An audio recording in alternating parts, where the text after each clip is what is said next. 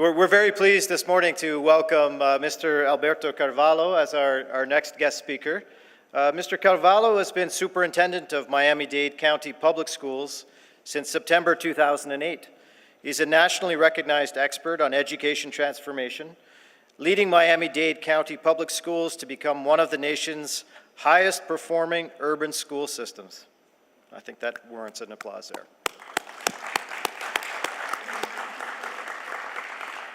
As a staunch believer in school choice, Mr. Carvalho has expanded choice options to include over 535 programs in fine and performing arts, biotechnology, engineering, robotics, aviation, forensic sciences, and many others.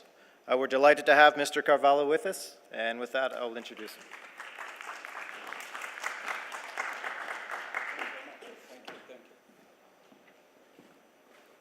Well, good morning, everyone. It's a pleasure to be here at Miami-Dade College to not only welcome you to this beautiful city of Miami, but to share some ideas, some thoughts, and some reflections about a theme, a subject that is not often discussed, at least in the academic realm. Obviously, happiness is important. It is an indispensable human ingredient. I believe it is part of our DNA. But to tell you the truth, it is not a subject, a theme, or a science, or an attribute that's necessarily taught or discussed either at the pre-K-12 educational environment or higher ed. I think it is actually more of a concern in the private sector and some innovative entities. So when you look at Google or Amazon and those types of new age, initially .com industries, they realized early on that creativity actually flourishes better in environments that cultivate and enable happiness. So I think we've been on the long train for a while. I'd like to approach this issue of happiness from the vantage point of an educator, a vantage point of a superintendent of the fourth largest school system in America, arguably one of the poorest, also one of the most diverse school systems in America, and try to fold into my brief conversation what I believe are elemental conditions that must be created in public educational systems, focusing on this issue of happiness, on this issue of mindfulness, which I believe are two sides of the same coin, to elevate human dignity and quality of life, particularly for kids. And I say this from a humble position as an immigrant to this country. And I'll tell you why that is important to me to specify a condition which, if not addressed, can in fact lead to the antithesis of happiness, which is unhappiness. So let me begin there. As an educator, I have a fundamental responsibility to teach kids. I get that. And under my responsibility, we have 500,000 students right here in this community. 500,000 students, 75% of them who are poor, probably 50% of them, around 50% born outside of this country or first generation. 77,000 of them still learning English right now, representing over 120 countries. Huge, massive system. Many of them arriving right here as refugees from troubled spots in the world. Now, what does this have to do with happiness, or the teaching of happiness, or the cultivating of happiness?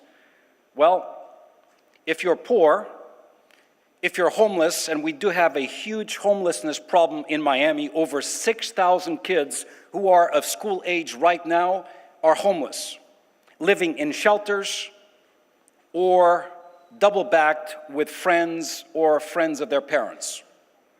If you're poor, if you're homeless, if you're immigrant, if you are a refugee, more importantly right now in America, if you are an undocumented child and you do not have the appropriate support systems that dignify you and elevate who you are as a human being, your condition of happiness is significantly diminished. If you turn on TV and you hear politicians demean and decry who you are on the basis of the language you speak, the God you pray to, the place you were born, or your immigration status in this country, it would be difficult for you to be happy. Because Maslow himself would tell you that some of the basic elements that would nurture your own security and independent stability have been compromised. So my role as superintendent is to provide a level playing field, is to use the position of power not to elevate myself, but to elevate those around me. I know it doesn't sound much like a politician. To use the position of power to elevate others, not myself. But that, in fact, is the role of an educator. So I want to reflect on what happened just over the past 24 hours, because I think this is fundamentally important towards a guarantee of happiness, freedom, stability, social, emotional, and psychological peace in the minds of kids. If you live primarily in an immigrant community, as we do right here in Miami-Dade, and you have political systems of power in this country that condemn immigrants, that cast doubt over some religions, that demean and provide a racial narrative that demeans, not elevates, all people, then my role as an educator is to address those issues. And the best way to address those issues from a position, at least from a position where you have a voice or a microphone, or better yet, 2 microphones, is to speak truth to power, is to not allow silence to be the deafening, condemning tool of those who abuse power. And that is something that, quite frankly, we're lacking, not only in this country, but more and more across the world. As people have absorbed, have embraced this ideology that they have to get along to go along and go along to get along, rather than telling the truth no matter how inconvenient the truth may be. Now I just got myself, I'm not smiling enough, and I'm speaking at a World Happiness Summit. And I may seem a little bit disturbed, but it's okay. It's okay. Now this is a personal issue for me. And everywhere I go these days, I find it to be my responsibility to tell people exactly who I am. Now I just met Manuel, and we are from the same country, Portugal. Probably the only 2 people in Miami right now who are Portuguese, which means the total Portuguese population increased by a whole 100%. But you know what? I was born poor to a family of 6 kids. My father and mother did not get past 3rd grade. My father was a custodian. He cleaned for a life. My mother sewed for a life. She was a seamstress.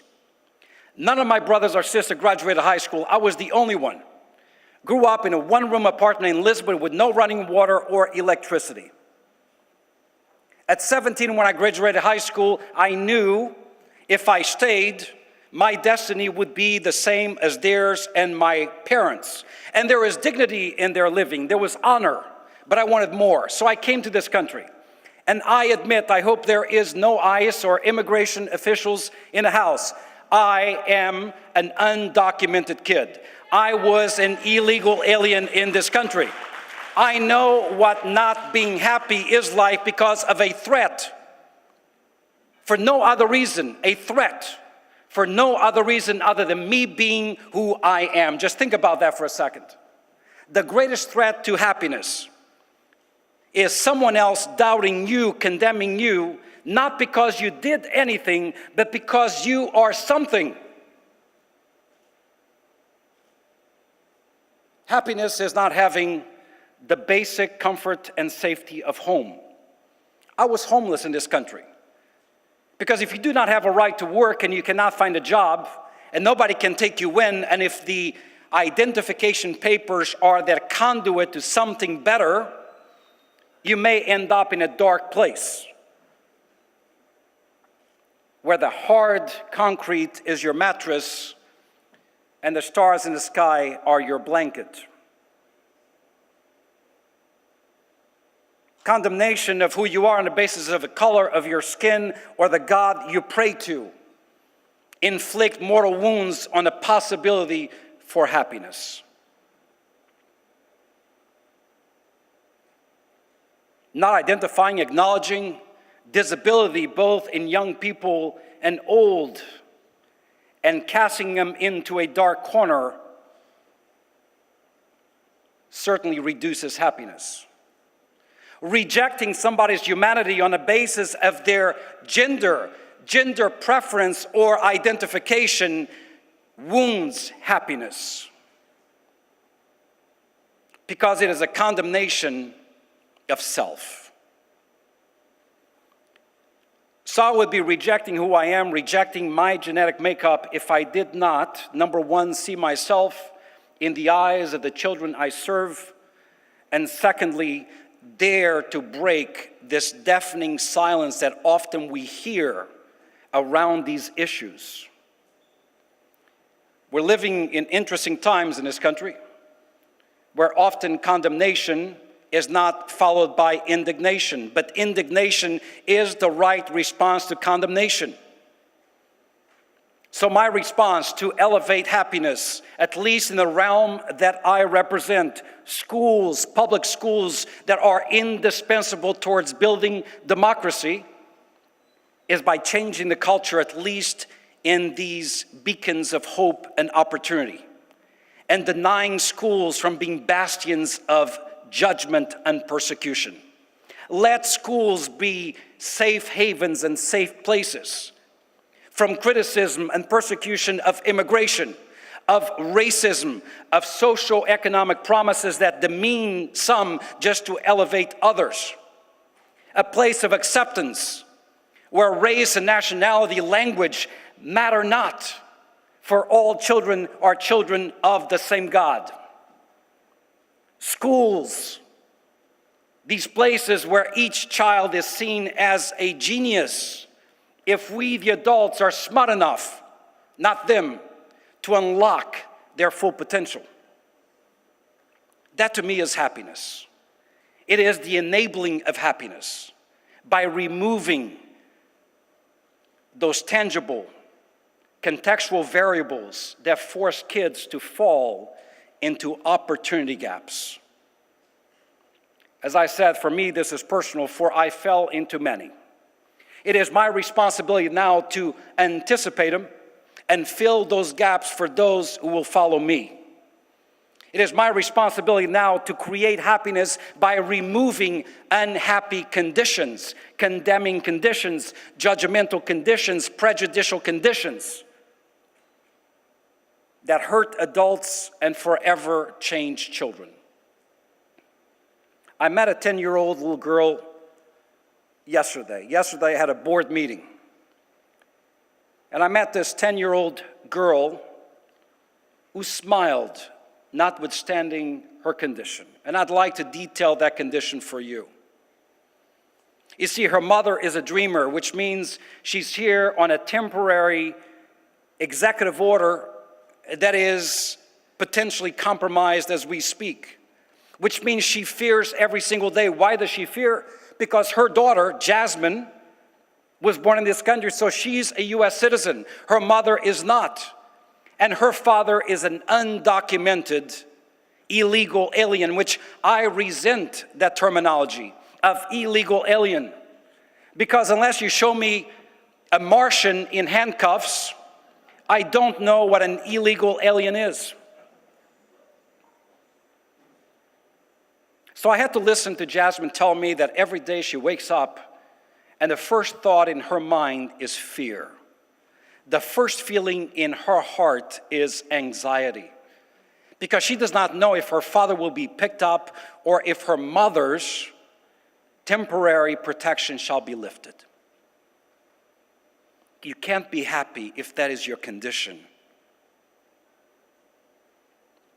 So our role as adults to create happiness is first and foremost to remove conditions that enable unhappiness.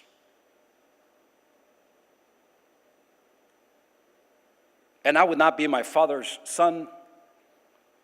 I would not honor their sacrifices if I did not dare to change our system.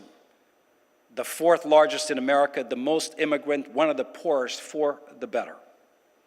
Because I believe before we teach math and English, science and social studies, we must teach the personal adequacies and civic adequacies and the values of passion, of compassion, of love, of understanding, of acceptance. That's what I call removing the elements that enable unhappiness. Those contextual variables that our children are often plagued by. And the earlier we take them away from them, the better off they are. For we all know that most of what children learn, most of the psychological and emotional development happens in the very first years of their lives, as their brain is developing.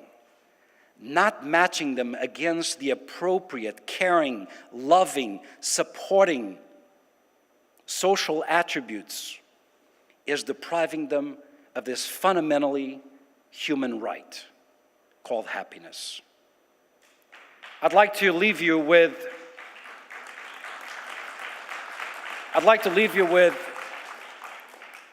one brief little story. I am an educator by heart, and I like to close every time I speak with a story. And the story is about a boy named TJ. And TJ taught me that every time is the right time to do the right thing, regardless if somebody is looking, for the right reason. And sometimes people walk and live through life waiting for the right moment to hit them rather than finding and creating right moments. TJ reminded me how important it is to create that right moment. So I had been dropped off by a colleague at a restaurant. I told him, you know what? I plan to have a couple of glasses of wine, but don't worry. You don't have to pick me up unless I call you by 9 o'clock. And I swear to God, 9 o'clock, 9:05, I'm done with dinner. And I'm calling him, and he doesn't answer the phone. I admit I was a little bit less than happy at that moment. But I decided, you know what? It was a balmy, cool Miami evening, and I decided to walk. The restaurant was not too far away from my office where the car was at. So I started walking. And in my heart, I felt a little bit of disappointment. You kidding me? I mean, this guy's my friend, but he works for me. He could not have waited 5 minutes past 9 o'clock. He's not answering the phone. But I keep walking. I walk 2 blocks. I'm under the overpass. And I see it's about, by now, maybe 9:15, 9:20. This is a deserted part of town. But I see a cluster of humanity under the overpass. It's a bus stop. As I'm approaching the bus stop, I see these people looking at me. Now, I don't know if you know, but in this community, guys who, sadly, we have terrible mass transportation in Miami, guys who dress like me don't usually ride the bus or walk that street at night. But I'm walking, so the people are looking at me and they're thinking, what in the world is this guy walking the street? As I approached them, I began to hear them say, hey, that's the guy on TV, that's the superintendent. I walk past them, there's a few children in that group, I smile at them, I keep walking. As I'm a few paces away from them, I hear some fast approaching steps. Now I turn around very quickly because this is one of those neighborhoods. And it's a beautiful child, middle-aged kid, African-American kid. Comes up to me and says, are you the superintendent? Are you Mr. Carvalho? And I said, I am. And very quickly, this little girl, actually she was a high school kid, she says to me, you know what? My mom and sister and brother are here, and I'm graduating high school. Can you write me a letter of recommendation? And I said, you are the most incredible, aggressive young girl I've met in a long time. So I walk back to the cluster of humanity. Now everybody is standing up and says, hey, he is the guy. That's the superintendent. What do you do walking? You know, the bus does go through here. This young lady introduces me to her mom, to her third grade sister, and to the little boy. There's a little boy in mom's arm. And the boy has wrapped around his wrist a few strings with balloons, but the balloons are Valentine's Day type balloons. You know, those overly priced, silly heart balloons are sold at the street lights when husbands forget Valentine's Day. And I think that's odd, but that was the time of the year. So I ask the young lady information because I do want to write her a recommendation letter. I ask the mom questions about the third grader. And then I say, what are you doing here? And the high school kid looks at me and says, we're waiting on a bus. What do you think? And then she says, but we're here because it is our little brother's birthday. He turned 1 today. That explained the balloons. And I said, okay, it's his birthday, but what are you doing here now? I mean, it's late. By then, it's close to 10 o'clock on a school night. And then she tells me, you know, there's a restaurant right around the corner. It's called Denny's. And they have a special. And we decided to go there to celebrate my brother's first birthday. And the waitress there was kind enough, and she put these balloons around his hand because it was his birthday. And then she says to me, you know, actually, we've got to wait and see what happens when the bus arrives because we had to make a choice. We had enough money to buy the dinner that was on special at Denny's at this restaurant, but we didn't have enough money for a tip, but the waitress was so nice.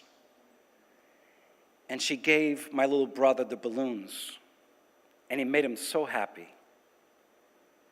that the money that would pay for our bus fare back, we gave to her as tip.